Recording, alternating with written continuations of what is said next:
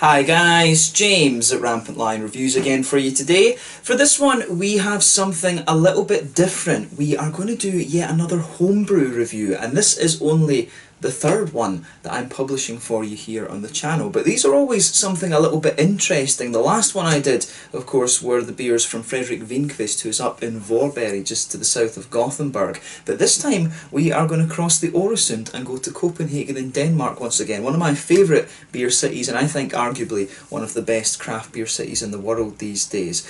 So we've got my first Danish homebrew review to look at today, and this one is supposed to be pretty damn good. It has won a couple of prizes and things like this. So for this one then, we are going to have a look at a beer that was very kindly sent to me by Søren Rasmussen, Mark Larsen and Karl Ejnar Nybo, if I've pronounced that correctly, because, you know, Danish pronunciation, as I've told you before, is a little bit mental. But they've sent me a bottle of their Antivirus IPA, which comes in at 9% ABV, so it is a little bit of a monster, this one. And of course we're going through this stage at the moment with the coronavirus. I'm filming this review for you on the 27th of March 2020, so yeah, quite an aptly named IPA, I have to say, but I think they did name it before this whole thing kind of kicked off actually. I'm just wondering whether it's AVG or Norton or exactly what it is. We'll just need to see. But yeah, very curious to see how this one turns out. A huge thank you to Mark, Søren and Einar for sending me this beer. It's always nice to do these just as something a little bit different, and as I always say, if you want me to take a look at your home brews, just drop me a message through the channel Facebook page and we can sort something out. Yeah, it's always cool to do these videos. So as we always do with these, I always ask people, if you send me your homebrews, like send me a little letter and things so that I can talk about the actual beer and the and you know, you guys that are homebrewing. So they've given me this big brewing sheet which we can go through in a little bit, and they tell me about the whole brewing process. This is the most detailed one I've had yet actually, but I've also got a letter with nice pictures of the guys and things. I'm not sure how well you guys can see that, but yeah, there you go. So the text here, it says, "Dear James, Antivirus is our contribution to the Danish Championship for Homebrewers in 2020. The best three beers continue to the Scandinavian Championship. It's an Imperial IPA with an ABV of 9%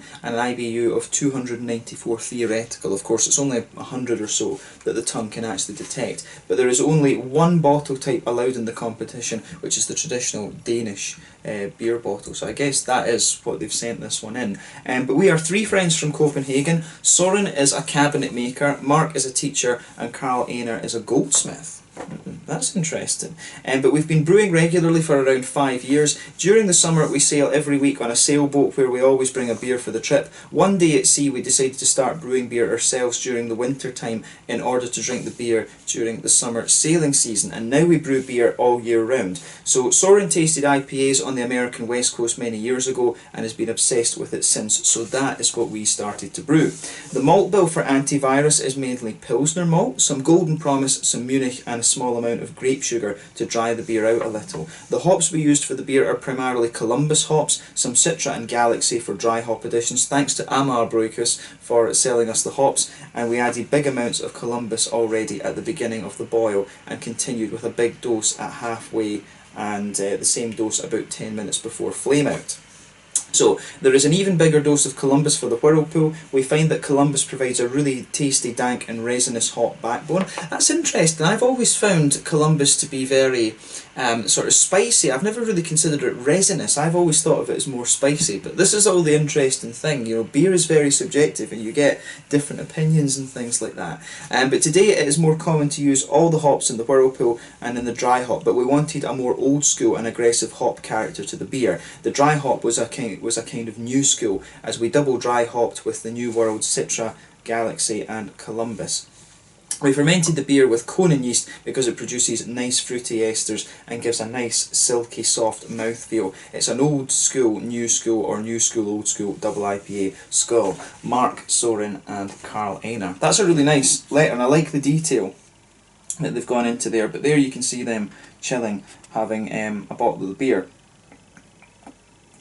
But yeah, Karl Ejnar, he sent me a video of them actually bottling this thing in their apartment out of the fridge and stuff. But they are just over in Copenhagen, so I mean, probably I will go over and have a beer with them at some point soon. I'm not sure when I will be able to go back over there because the border at the moment is shut to stop the virus. But yeah, we'll need to get over there. It reminds me of that TV series The Rain that's on Netflix just now, the Danish series with Alba August and things. Watch that if you get the chance. So yeah, the border between Skåne and Sealand is closed actually. But yeah, there you can see them also chilling, which is nice. Just trying to get all of this in. But yeah, this is a really nice letter actually. I'll need to keep a hold of this. I still have the one from Frederick Vinquist that I got a few months. How long would that be? That'd be about 2 months ago or something now. Yeah. So I still have that one as well. But we've got all the beer stats and things here. So the malt, the Columbus in this one. Yeah, Columbus is the nice big bittering hop. Like I said, I've always found it to be very you know, sort of spicy actually. I've always found it had a really distinctive spice. I've never really considered it sort of piney and resinous. I've always considered Chinook to be a little bit more piney and resinous actually. So I'm interested. I'll see what kind of character comes out in this beer. But of course Citra we know from America, lots of mangoes, nice little tropical fruit complexities, and then we've got Galaxy, the big passion fruity hop from Australia, but it's got some, you know, other tropical fruit notes like pineapple and a few other things too. So yeah, the malt base in this one, Pilsner malt, Golden Promise in Munich. The Pilsner malt, look at that, 14.3 kilograms in there. I'm wondering how crisp this is going to actually make the beer, because this is a trend that seems to be going on in Scandinavia now. A lot of the breweries like Amundsen and you know, I think Stigbergets and stuff are doing it as well. They're putting a little bit of Pilsner malt in some of their IPAs just to give it a little bit of that sort of crispness. So it's an interesting point that they go for a full, or basically a full tilt of Pilsner malt. I think that'll be really interesting. But yeah, the yeast they've used in this one, the Barbarian. Carl was he commented on my video of it was one of the Alchemist beers. It was either Heady Topper or the name of the other one's gone right out of my head now. But it was one of the Alchemist beers he commented on, and the Conan yeast. He's a big fan of that. It's an Old English yeast, so the Alchemist beers use this Old English Conan yeast, and he was saying to me that that is what they've used in here, and it's been fermented for 19 degrees at 19 degrees for 7 days. I can't speak English anymore. That's one of the things. But yeah, so they've talked about here the fermentation pressure is 10 to 15 psi at between 22 and 25 degrees, and they raise the temperature a little bit after approximately 4 days, and the original gravity was around 1.02. So yeah, interesting. This is a really kind of extensive thing. The pH mass, they've changed it to 5.2, and they've taken the sulfate level up to 300 ppm, parts per million, with gypsum. So yeah, calcium sulfate, if I remember right, gypsum. I remember that from my materials chemistry days back at Aberdeen. So yeah, this one should be really interesting. So as I say, a 9% Imperial IPA. He told me that it's a sort of combination, as I say, between the New England and the West Coast. So it's kind of got a more, I think he was saying the yeast was a little bit more New Englandy, whereas the rest of the beer was a little bit more kind of West Coasty. But the Munich malts, I think, will be really interesting, and the Pilsner malt. So I wonder if this will be anything like some of the German IPAs that I tried a couple of years back. I was really impressed with these German IPAs that I was having from the likes from some of the Munich breweries and things. Those were really interesting. But without further ado then, let's just get this guy out and see how we get on. So a big thank you to Mark, Carl and Søren for sending me this beer. This is always something different and something really interesting. But as we always do with these homebrew reviews, we'll kind of compare it to the to some of the commercial beers that are out there. I think that's always the good thing to do. I mean, Frederick's beers that I reviewed before, those would have done very, very well commercially actually. So we'll see how we get on with this one. But I think this one will be a little bit more sort of quirky and things. I do have a feeling that this one will be a more kind of quirky beer, but that's what it's all about. It is all about experimentation and things like this. So as you can see with this one is this is a proper, it looks like a West Coast IPA, definitely. It looks more like a kind of West Coast sort of Sculpin torpedo type thing. A lovely kind of rich ambery colour. You could see there's about a quarter finger of a frothy kind of fawny ivory coloured head on this one, definitely not perfect white. There's one or two big bubbles there, a few little ones going up towards the bottom of the head, which has incidentally just gone down to be a very thin foamy layer now, you can just see that.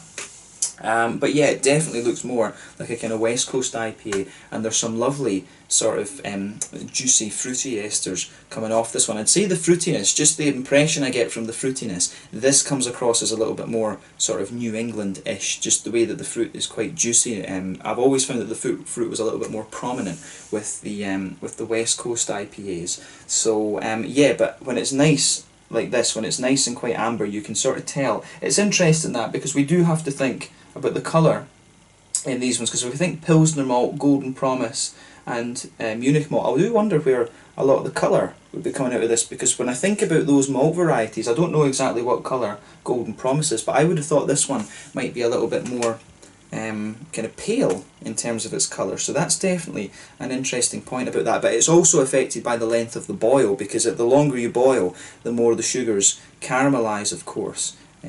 So yeah, that's an interesting thing. I think that's Maillard reactions, if I remember correctly. But yeah, it's interesting looking beer, this. It looks more like a West Coast IPA. I think it's fair to say that. So let's have a little look at the aroma then, and see how we get on. Oh yeah, it's really very, it strikes me as being very kind of wet and juicy, if that makes sense. I like that. I mean, you know, oddly enough, when I smell this, I actually think of, you know, some of this old school home brewing yeast. I don't think of sort of Alchemist and things. It really strikes me as more like US05 or Cefal or something like that. You know, that there's just something with the smell of this beer. It really just has that homebrew smell to it, and that's something obviously that you don't find in commercial beers. Or very rarely. I remember Julia Brewery, their original Hulipan IPA had that in it. It did have that classic US05 thing. It's a lovely yeast, that. It was very popular amongst homebrewers back when I first started drinking beer, or started reviewing beer back in 2013. And it's still a bit of a nostalgia thing for me. There is just something, it really smells like a classic. There's just something so classic about the sort of malty, yeasty type qualities of this. But yeah, I've not smelt a beer like this in quite a while when I think about it. So yeah, it's got a lovely kind of bready base to it. The Golden Promise, I think it's the Golden Promise actually that comes out most prominently in this one. It's got that lovely kind of white bready base. The Munich malts, you can detect a little bit of that sort of German white bready note in there, but to me the malt base comes across as really quite biscuity. It almost reminds me of when you smell the inside of a box of Cheerios, now that I think about it. It's got a little bit of that nice kind of grainy, biscuity Cheerios type sweetness to it. It's almost got a wee bit of a kind of honeyish McVitie's Digestive sort of thing. Yeah, it does remind me. I mean, if you think of Maris Otter malt as well, you know, if I was blind smelling it, I would probably guess that there was Maris Otter in here too. There is just something about this which is quite nice actually. I forget if Golden Promise is, I don't know if that's German or if it's English. I can't remember exactly where Golden Promise is from, but it's really, it's got a nice bready base to it, but it's got a lot of lovely biscuity sweetness on top of it too, which is really nice. So yeah, the malt base on this one, I think, it strikes me as more of a West Coasty malt base, but you can detect a few. There are a few little elements of New England in there, but to me it's more like a kind of West Coasty type malt base, and in some ways it does remind me of some of these German IPAs that I was having from you know, the likes of Genstaller, and there's a few other breweries down there of course doing these things. It was Berliner Berg was one who had, I remember their double IPA that I tried really smelt a little bit like this. So it really does have a little bit, if you think of the likes of Frau Gruber, Altes Mädchen, what are the other, you know, there's loads of other little new, like Himberg's Braukunstkeller and things like that. There's this one, it really reminds me of some of these German IPAs that I've had in times gone by. This is a really nice smelling beer actually. I could sit and smell it all day. The hoppy side of things, to me the green side of the hops It's got a little bit of floral character, but I really find it more grassy. I don't find it resinous really in terms of the aroma, but I guess with the flavour it will come out. And if they're saying it's 294 IBUs, I think it will have a bit of a kick to it actually. But yeah, nice and grassy for me, a little bit of floral character there. The juicy fruits are quite interesting. Definitely getting the mangoes from the, I think the citra aromas are a bit more prominent for me. You've got a little bit of a kind of, as I say, mango, you've got a little bit of a softer kind of papaya, apricot-y type thing, and you can get a wee bit of the sort of lychee, gooseberry softness from the citra as well. For me, I don't get the sort of more pungent notes that I might normally expect from the Galaxy. So that's quite interesting, but they are saying, I think the majority of the hops, yeah, no, they were dry hopping as well with Columbus, so that's maybe part of the reason. Columbus isn't a common hop to dry hop with. That's one of the quirky things about this beer, because normally it is used as a bittering hop, because if I remember rightly, it doesn't have so much fruity flavour. It is more of a kind of spicy, floral side of things. But yeah, it smells like a very juicy and quite sweet beer, this one actually. I like thinking about the recipes and stuff with the aroma. But let's have a taste of this one then and see how we get on. This one is the Antivirus IPA, which was very kindly sent to me by Søren Rasmussen, Mark Larsen and Karl Ejnar Nybo from over in Copenhagen. Thank you for sending me this beer, guys, and I hope you enjoy my take on it. Let's get stuck in. Slàinte, skål.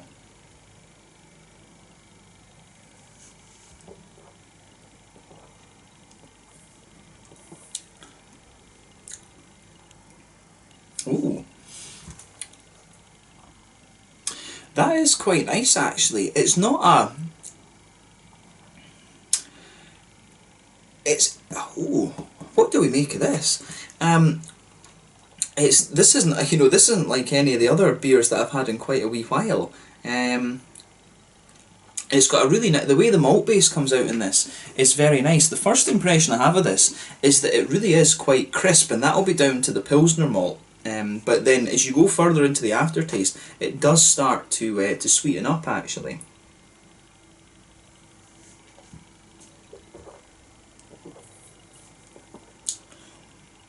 And you can taste the booziness in this beer as well, but when you're using mainly a Pilsner malt base, I think you're going to get that. But I'll tell you something, it does work. I mean, that on the outside, that was one of the concerns I had when I looked at this a little bit. I was like, ah right, so you know, they're going for 9%, but there's not caramel or something there, because I always feel you need a little bit of caramel to sort of deal with the booziness at that kind of level. When you start to go above sort of 8, 8.5, that's when you need a little bit of caramel, regardless of the style, I think, to start covering the booze a little bit. But when this is just Pilsner, Munich and Golden Promise, the biscuity notes in fairness might cover it a little bit, but it doesn't, you know, it doesn't feel overly boozy. You can tell that it's a bit of a heavier beer, but it doesn't, you know, you don't get any of the burn or anything from it actually. That's an interesting point.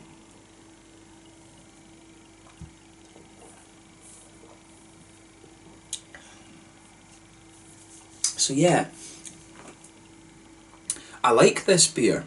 What I will say though is it's very difficult to think what to compare it to, because it is pretty unique. I mean, it does have those big kind of dank, sort of resiny, you know, sort of, I'd say it's more floral to be honest, but I can see why they would say resin, because it's quite floral, but I don't find it overly spicy. Maybe it does dry out a little bit, and I did make sure that I was testing this with a fresh palate, if you like. So yeah, let's just try and break this down a little bit then. So the middle of your palate, you can feel a little bit, you can feel the Munich malt sort of making the backbone of the beer, but you can feel sitting on top of that sort of astringency, the kind of crispness that you would expect of the Pilsner malt. And if you go into the very centre of your palate, that's when you get the nice, sort of biscuity sweetness out of the beer from the Golden Promise. It's really nice how that goes together.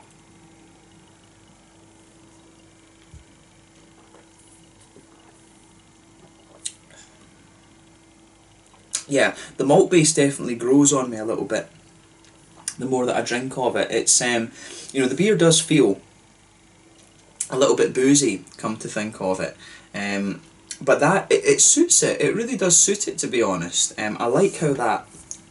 I do like how everything goes together in this one. It is more, if I'm describing this one, this is more like a kind of old school West Coast. If I was blind tasting it, I'd probably be more inclined to say that it's a bit more West Coasty. It doesn't quite have the big oily malt base that you would expect of the style right enough.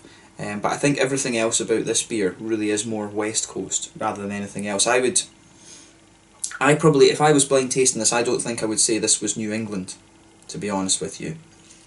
So that's an interesting point. I probably wouldn't say this was New England. I'd be more inclined to say it's West Coast, but like I say, not quite as oily and smooth. Well, yeah, not quite as oily in the malt base as a sort of typical School Pin or Torpedo or something.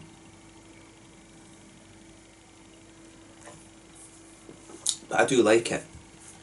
Yeah, but the malt base is fairly kind of straightforward, and it does gradually get sweeter and sweeter the further that you go into it. In the back corners of the palate then, that I do get a little bit of earthiness out of this one, which I think, you know, will be the Columbus, but very quickly that sort of evolves to be more of a sort of floral aromatic kind of thing. And the side of the palate, it's not too dry actually. You do get a nice sort of, I don't think it's resinous, I do find it more sort of spicy. It's that typical sort of spice that you get from Columbus, and then round the very front curve of the palate it's a little bit lighter and grassy, and almost on the front tip of the tongue you do get a little bit more of the grassiness that you would expect of Columbus as well. It really is a very nice bittering hop, and you know, that's quite a common one. They were saying they got the hops from Amar Brewhouse, and they really like using Columbus as the base hop for their beers, and then everything else is put on top of that. So that's probably where they've drawn the inspiration from for this one. The guys at Amar are really nice actually. You know, I really like it's Morten and Jakob at Amar Brewhouse. They're very nice. So I can see where they would have got the influence for this beer from. And you know, if you've tried some of the Amar beers, the original ones, like, you know, Todd the Axeman and the original Batch 1000 and stuff, you can sort of see where these guys are drawing their inspiration from a little bit. This is like a proper, it is a bit like, I mean, some of the old school Danish stuff, I say old school, but you know, about 5-6 years ago, some of the Danish stuff back then, it does remind me of this. It is a sort of old school Danish kind of homebrewed beer, this, and that's what I like about it. I love the Danish craft beer scene. But yeah, the fruitiness in this as well is really nice. So let's examine that now. As I always say, the fruitiness of the beer comes out in that little oily bubble behind the front curve of the tongue. So for me, if you go to the back of that oily bubble, you do get a wee bit of the kind of darker tropical fruit there. And of course, Citra is going to give you a little bit of a grapefruity, passion fruity note, but then you're going to get the Galaxy in there as well. So the further you go into the aftertaste, you will notice those slightly darker tropical fruity notes. But as you come further forward, you've got a wee bit of a sort of mango quality to this one. It does evolve to be a little bit more mango-y. And then further forward on the palate, I think it almost comes out a little bit more sort of limey or something. I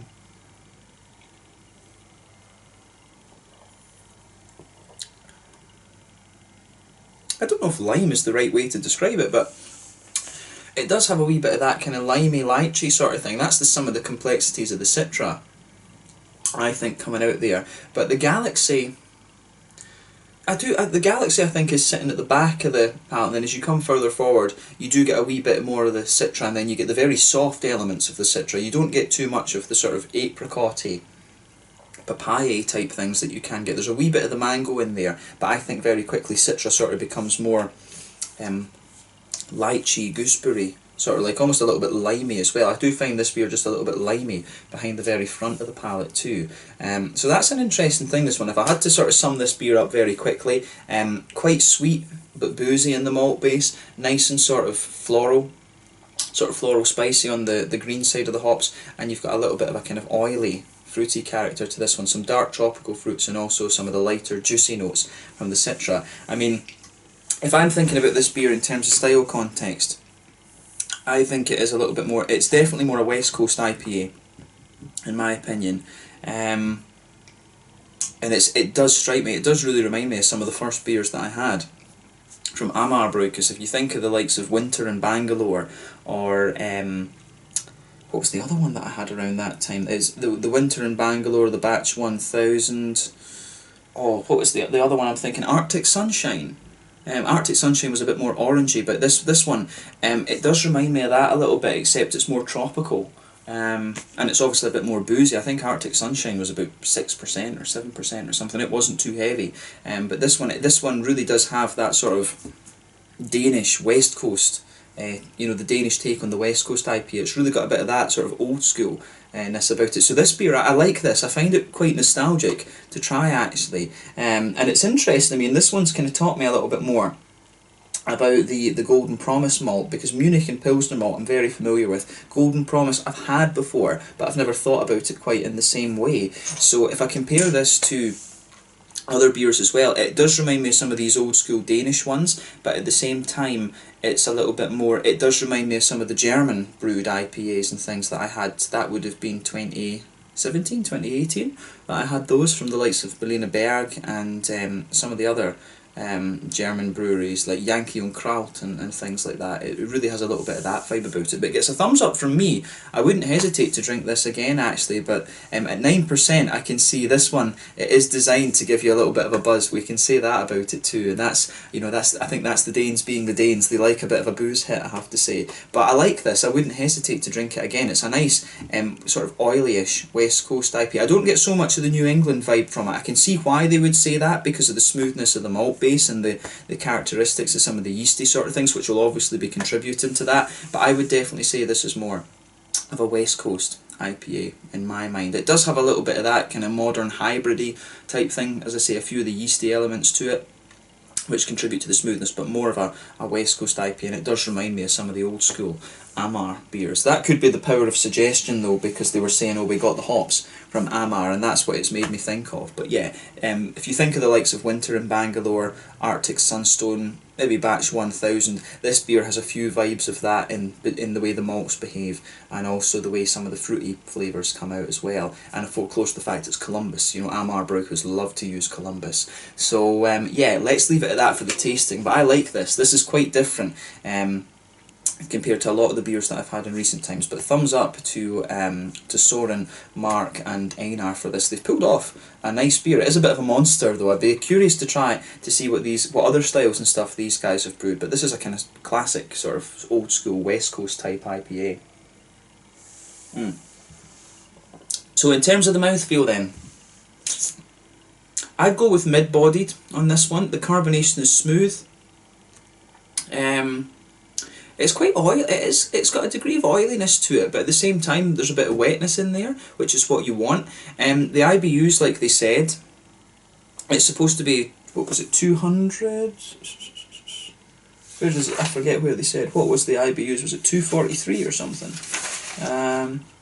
294 rather, 294. But I don't find this one overly bitter. I would have thought it was like 80 or something, to be honest with you, but in fairness you do get more of it coming out later. So yeah, this one is pretty much going to saturate you in terms of the bitterness and stuff like that, but it is quite nice. You've got some juicy, as I say, you've got some juicy fruity character in there. It's got a little bit of oiliness to it, but some smoothness and a lovely little bit of sweetness in the malt base there as well. But the Pilsner malt does give it a degree of crispness, but I will say I am surprised at how kind of smooth the beer is with all that Pilsner malt in it. But I do like it, as I say, and I wouldn't hesitate to drink it again. So yeah, as I say, this one was the Antivirus IPA at 9%. The name a little bit ironic at the moment because of the whole Corona thing. I think they've used one of these little etching machines to put the name on this, actually, which is quite cool. But yeah, this one was really nice to review. And yeah, thank you to the guys for sending me this. I always enjoy doing these homebrew reviews as something a little bit different. I think this is the sort of beer, if they were going to start up a commercial brewery, this is the sort of beer that would have, you know, sort of been raved about a little bit back in, you know, 2015, 2016. It's a little bit old school, this one. So I mean, if these guys had brought this out at the same time as Amar were kind of kicking off, you know, they would have done very, very well out of this, I think.